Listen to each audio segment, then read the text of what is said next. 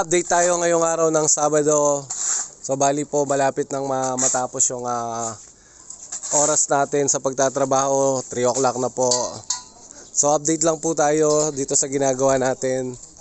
So po naglalagay na sila ng mga header natin sa mga bintana. Para po dire-diretso na tayo sa pag-asinta din biga na rin po sila sa taas or makagawa na rin po ng tie beam din. So itong mga scaffolding na ginagamit natin is pinapasok po natin dito sa loob para at least hindi na nakakalat sa labas. So yan po si Michael, diretso lang yung pag-asintada niya dito sa loob. At saka po si Tagalog.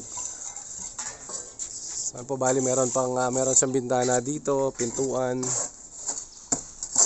Yan meron din pong pintuan dito sa likod natin.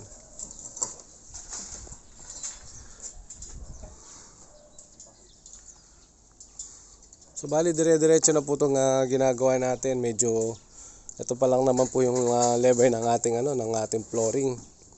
So yan po, napakataas pa halos. Nasa hanggang bewang pa po siya. Sed, tulungan mo. Tulungan.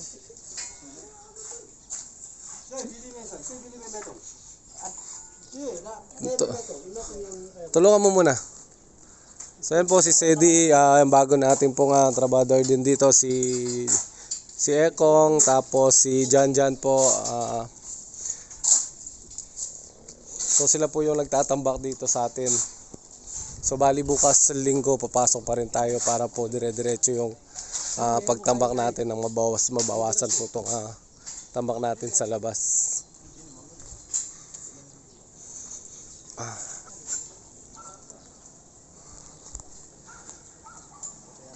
So yan po halos makikita natin na mataas na yung asentada natin. So bali po meron tayong bintana dito. Doon po medyo maganda rin yung design ng mga bintana natin doon. Tatlo sila. So kung ikutan po natin yung ginagawa natin, medyo makikita natin malalim po siya dito. So marami pa po talagang tambak na papasok natin dito.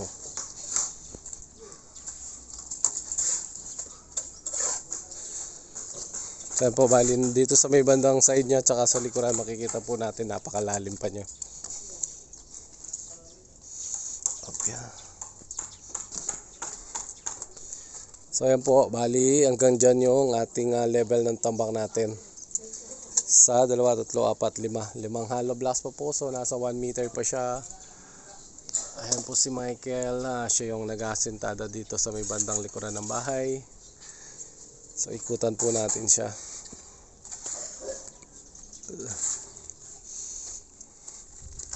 Okay. So yun po mga idol, yun na po muna yung update natin ngayong araw ng Sabado. So balik tayo bukas. Magtatrabaho po sila bukas, magtatambak sila. So maraming salamat po sa patuloy na pagsuporta ninyo sa amin at sa walang sawang pagsubaybay. At sana po huwag kayong magsasawa. Hanggang sa muli po, hanggang sa susunod na video. Maraming salamat po. God bless po sa inyong lahat.